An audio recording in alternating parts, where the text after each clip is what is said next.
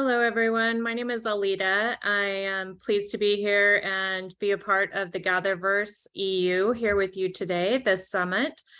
My goal is to bring some awareness around the mental health arena, mental health topics, and wellness and well-being on an overall whole. I'm extremely grateful to the GatherVerse for creating this platform, for one, Christopher Lafayette and his team for working the extensive hours that they do in order to make the magic happen and bring all of this information to you. The first thing that I'm gonna do is just give you a little bit about who I am and why I'm here. One of the things about me is that I'm very passionate about health and overall well-being.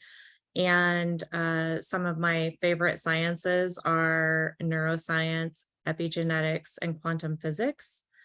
I know that Europe is about ready to head into having Mental Health Europe. And it's on October 10th, I believe. That's also known as MHE. And their goal is to stop the stigma around mental health and the topic of mental health. My goal is to give you resources perhaps today, tools that you can use, and it's also to challenge all of our thoughts on an overall whole about our future and the developments in technology and how they impact all of us globally. So on that note, I will step into our global information. So I did a little World Health Organization research before jumping on here today. And the World Health Organization is reporting that 5% of our adult population is depressed. The ratios show that suicide is the #4 cause of death globally amongst our ages 15 to 29 years of age. So I would say it's something to take pretty seriously. Our anxiety globally on an overall whole is showing 275 million people throughout our populace. That I want to stop and reflect on for a moment and discuss why this could be of importance for us, all of us globally as a humanity. When people are anxious, they are in a state of fear. When we are in a state of fear, our physical bodies do not function the same. Our minds do not function properly. We're not functioning at an optimum level. This is important because we react differently when we're in a state of anxiety or fear. And usually the first thing that happens is clash or impact when engaging with one another if one or two parties are in a state of anxiety or fear at that time. So our behaviors change and they become more erratic. And so it's really important to be mindful of that because it impacts all of us globally and how we're reacting to each other. From a neuroscience perspective, I want to share with everyone that the reports are showing globally, again, as a populace, that we're consciously aware only 5% of the time. We hear conscious, subconscious mind all the time, but nobody really pays attention to these facts and these statistics that are being brought forth. And I think I really want to just stop and pause on this for a minute. And I really want to educate people, and I really want us to pay attention consciously to what it is that I'm saying. So subconscious awareness is basically, I would equate that to your free will. And they're reporting that we're conscious 5% of the time. The reason why that's not okay is because conscious awareness is also the same state of being, and I equate it to the free will. It's the same state of being that you're in when you are at the ability to make new decisions and choices for your life. It's your opportunity to choose something different than you did the day before. We can only do that when we're consciously aware of the things that are happening around us and in our life in present moment awareness. Subconscious mind. So the reports are that the populace are in subconscious mind 90 up to 95% of the time. On average, they're saying 95% of the time. There's some variance depending on what studies, but this is mainstream overall science. Subconscious mind is repeat programs.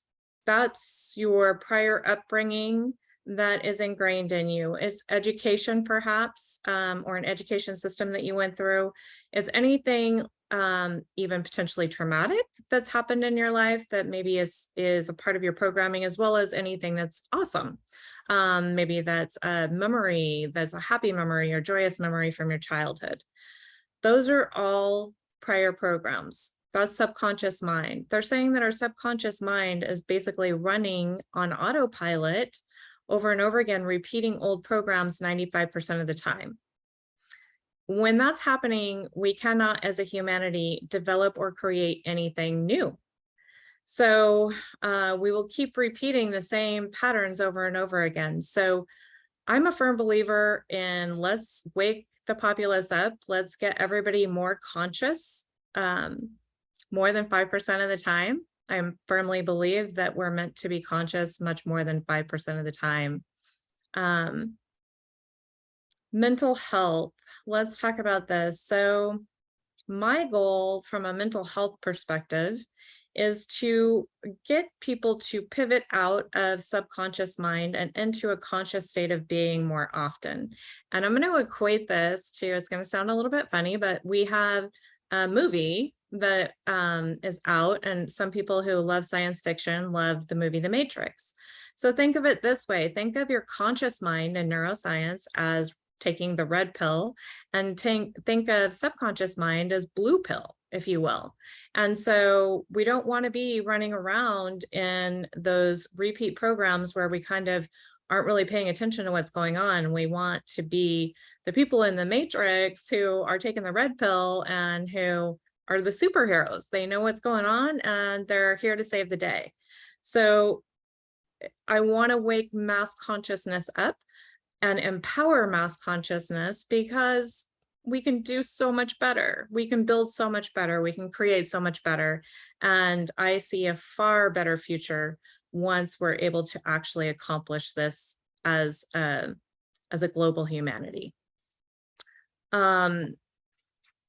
Choices, current programming. Let's talk about our current programming. So current programming, aside from our past programming, are our daily choices. It's the things you read. It is the things that, the music that you listen to. It is the social media that you choose to engage with.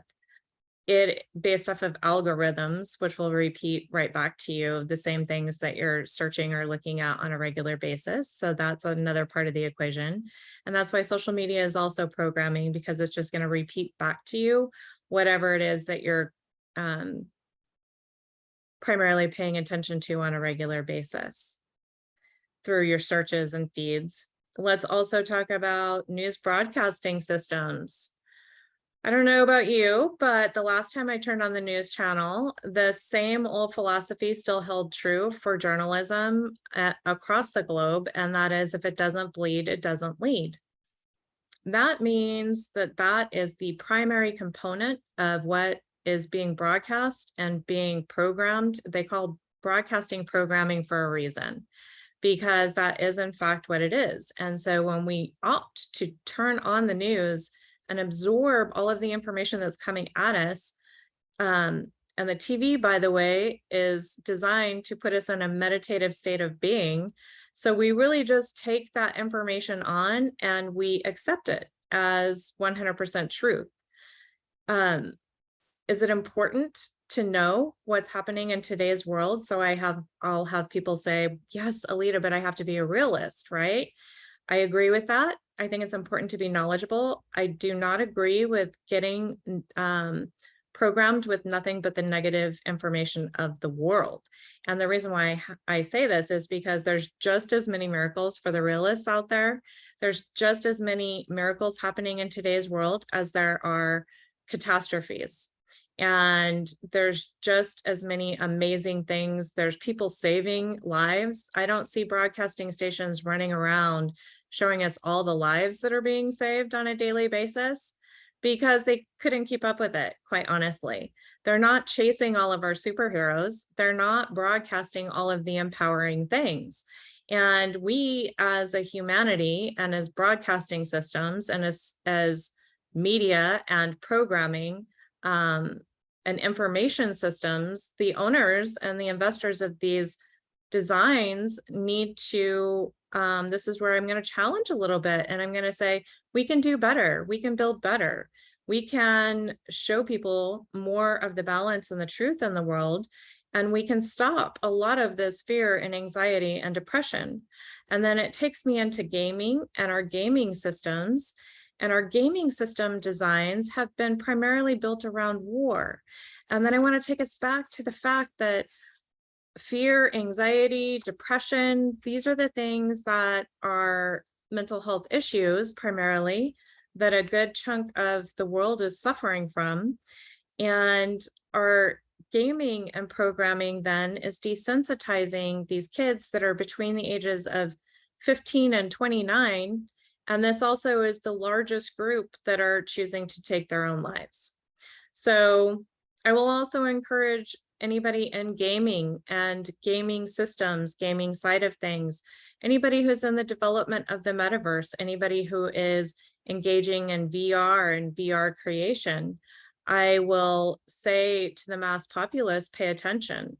One thing with VR and the upcoming creations is that our neuro rights are something to pay attention to, because a lot of these systems are designed to be able to record our thoughts and the things that are happening and the brain patterns that are happening within our own minds. So neuroscience, I think, becomes an issue moving forward, but also these VR and programming systems and games can just as easily be designed to empower people, make people feel like superheroes, make people feel like they can accomplish anything in the world and that they can obtain whatever their dreams are. And that is what we should be programming our kids age 15 to 29 with, and even before, far more than the war games that have become the mainstream across the globe. We can do better. We can build so much better, and we can empower people.